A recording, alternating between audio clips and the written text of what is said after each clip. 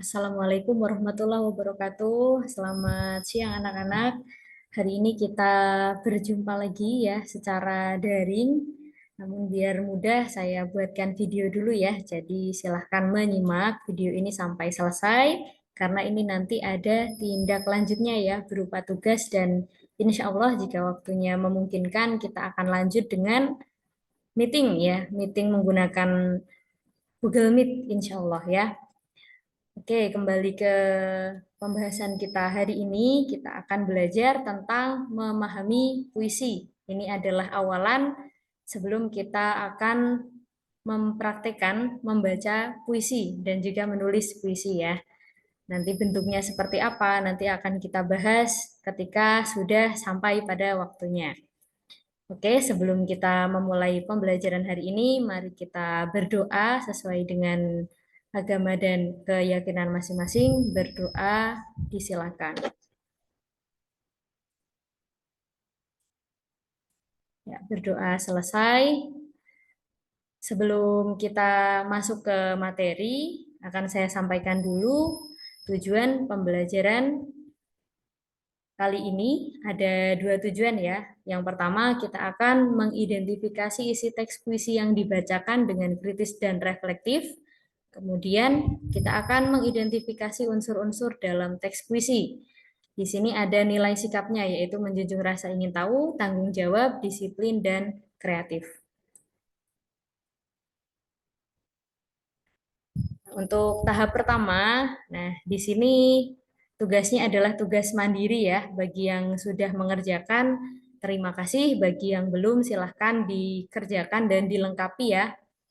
Ini ada dua tugas ya. Nanti akan dikerjakan dalam satu file ya, dalam satu link menggunakan Google Form.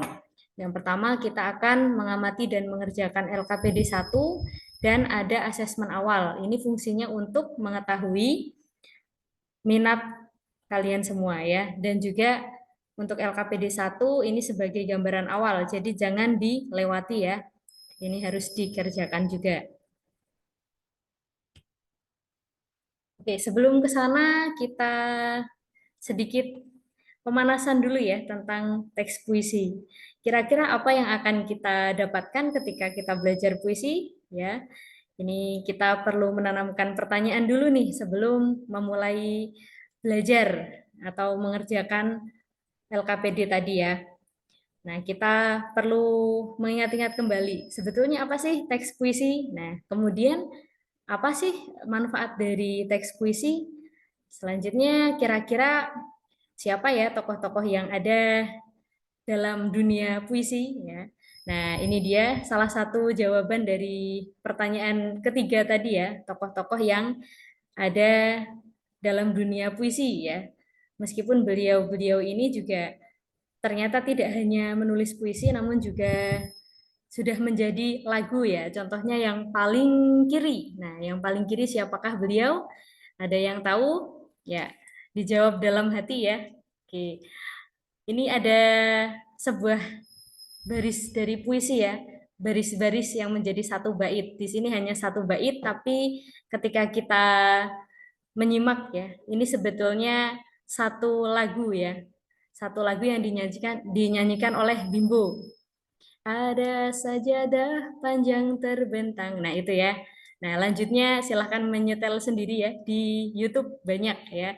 Kemudian yang sebelah kanannya. Nah, ini dia tokoh yang inisialnya WS ya, WS R. Silahkan dilanjutkan sendiri siapakah beliau. Nah, ini adalah puisinya sepatah saja, sepatah dua patah kata. Karena sekolah kami belum selesai, kami berdua belum dikawinkan. Tetapi di dalam jiwa anak cucu kami sudah banyak. Ya, di dalam jiwa anak cucu kami sudah banyak. Nah, ini tentang apa ya kira-kira ya? Nah, ini hanya gambaran. Jadi harapannya kita di sini mengetahui baris-baris ini bukan hanya membaca saja ya, tapi paling tidak ada ingin tahunya. Ini untuk apa sih menulis seperti ini? Nah, yang terakhir nih, yang paling bawah ini mungkin akan saya tambahkan. Nah, jawabannya, kenapa kok tulisannya seperti ini ya? Aku ini binatang jalang dari kumpulannya terbuang. Beliau adalah seorang yang berjiwa muda ya, dan selalu berjiwa muda karena memang usianya juga tidak terlalu tua ya sampai akhir hayatnya. Jadi beliau ini suka mengembara ya, suka kemana-mana gitu, sampai akhirnya beliau merasa bahwa beliau ini binatang jalang dari kumpulannya terbuang. Mungkin dari kita sering merasa asing ya, kita tidak sama seperti teman-teman kita memiliki aktivitas berbeda, memiliki kebiasaan berbeda, dan yang paling penting adalah mungkin saja kita ini suka berpetualang, tapi teman-teman yang lain tidak seperti itu. Itu wajar ya dialami oleh orang-orang muda, anak-anak muda ya. Beliau adalah Khairil Anwar. Nah, yang dua, nah silahkan diperdalam sendiri siapakah beliau. Yang jelas, yang tokoh sebelah kiri ini sudah mendapatkan honoris causa ya, doktor honoris causa. Nah, ini gelar yang disematkan untuk orang-orang yang berjasa meskipun tidak mengenyam pendidikan ya, tidak mengenyam pendidikan S3 namun sudah bisa diberi gelar ya. Selanjutnya, nah ini tadi bisa digunakan sebagai motivasi kita ya, bahwa kita tidak harus selamanya menjadi orang yang terkenal karena apa yang kita pelajari bisa diterapkan, tapi bisa juga apa yang kita, bukan hanya yang kita pelajari ya, yang ada dalam pikiran kita, yang ada dalam perasaan kita. Jika kita curahkan, insya Allah ya, semoga bisa jadi eh, bekal kita untuk nanti menjadi orang yang berhasil atau orang sukses. Paling tidak ketika kita sukses bukan hanya karya kita yang terkenang, tapi nama kita juga abadi. Oke, kita lanjutkan. Ya, ini dia LKPD 1. Kita akan mengamati di sini ada 3 konten ya. Yang pertama video, ini ada video pembacaan puisi. Kemudian yang kedua ada karya puisi. Nah, ini berwujud gambar ya atau infografik. Kemudian yang ketiga ada tips bagaimana puisi yang baik. Nah, ini silahkan dipilih ya dari ketiga konten ini, boleh dipilih, boleh dilihat tiga-tiganya. Kemudian nanti setelah melihat atau menonton, nah silahkan mengisi LKPD ya. Tautannya ada di sini ya, seperti ini. Ya, boleh di screenshot ya, atau ditangkap dulu layarnya sebelum lanjut ke kegiatan selanjutnya.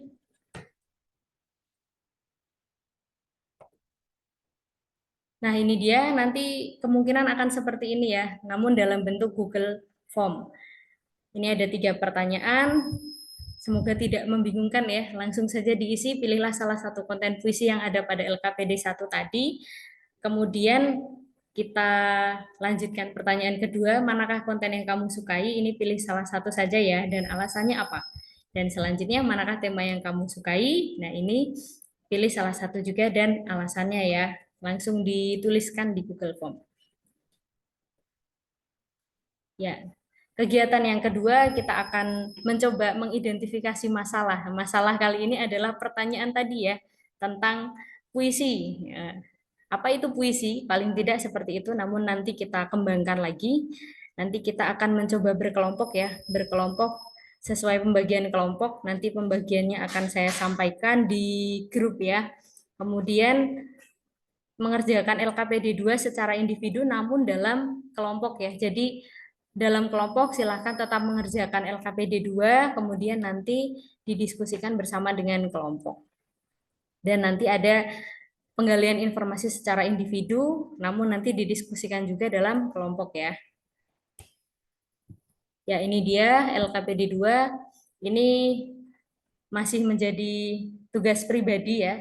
Masing-masing harus tahu apa itu puisi, bagaimana ciri-ciri puisi, kemudian apa saja jenis-jenis puisi, dan apa unsur-unsur pembangun puisi. Silahkan mencari dari berbagai macam sumber, insya Allah itu valid ya. Tidak tidak apa-apa kalau misalkan tidak dari sumber yang berasal dari buku paket ya, karena nanti akan kita diskusikan. Setelah kita mengerjakan ini tidak usah dikumpulkan ya, namun ini menjadi catatan pribadi. Nanti yang dikumpulkan adalah tugas selanjutnya. Nah, ini dia setelah kita mendapatkan hasil dari LKPD 2 secara individu. Nah, mulai tugas kelompok, silahkan berdiskusi dengan kelompoknya ya. Selanjutnya persiapan untuk menyusun bahan pembuatan peta konsep. Ya, nanti peta konsepnya seperti apa? Nah, nanti akan saya contohkan ya. Pertama, sebelum menyusun peta konsep, kita harus siapkan dulu datanya. Nah, mungkin dari yang sudah dicari tadi ya, pengertiannya, kemudian ciri-ciri, kemudian jenis-jenis dan unsur-unsur dari teks puisi itu didiskusikan, dipilih yang terbaik, atau kalau boleh digabungkan pun bisa ya. Nah, nanti kalau sudah, silahkan diunggah karyanya di sini, boleh di screenshot ya, kalau mau QR kode, ya, atau mungkin mau menggunakan link, nanti juga saya kirim di grup. Oke, untuk penjelasan dari materi ini seperti itu. Nah, agar lebih jelas ya, nanti prakteknya seperti apa. Untuk menyusun peta konsepnya nanti, ya bisa di sini menggunakan Canva ya. Nanti saya berikan tautannya. Jadi kalau bisa di sini ya. Jadi terpantau sudah sampai mana. Ini saya berikan satu contoh pengerjaannya. Nanti silakan membuat file sendiri lalu ditulis ya kelompok berapa seperti itu. Nah, untuk hasilnya, contoh hasilnya seperti ini. Ini kalau misalkan menggunakan tulisan tangan itu juga boleh ya.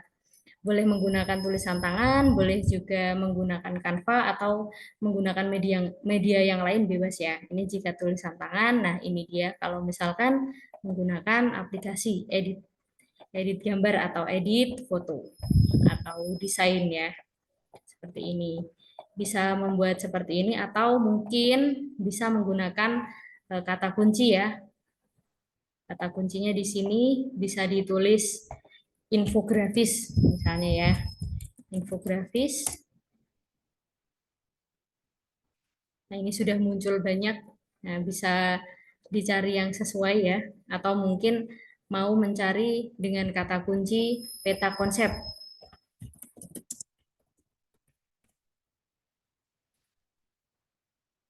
Nah, contoh kalau peta konsep seperti ini ya. Nah, jika kita ingin membuat seperti peta konsep ini, bisa dibagi-bagi tugas, jadi tidak terlalu berat dengan anggota kelompok yang lain. Oke, ini cukup lama ya koneksinya. Ya, nanti bisa dicari. Nah, ini dia seperti ini ya. Mungkin nanti di sini bisa ditulis puisi, tentang puisi, kemudian pengertian puisi, jenis-jenis puisi, contoh-contoh puisi, dan kalian bisa menambahkan apapun bebas ya.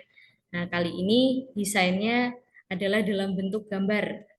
Namun ketika nanti ada yang punya kreasi, misalkan ingin membuat video, nah, boleh juga ya, karena di Canva juga mendukung pembuatan video. Oke, ya kita sudah belajar tadi tentang puisi, silahkan diperdalam lagi. Nanti ketika sudah memungkinkan ya, kita akan lanjutkan dengan diskusi ya. Baik, terima kasih. Nah, silahkan melakukan tugasnya ya. Assalamualaikum warahmatullahi wabarakatuh.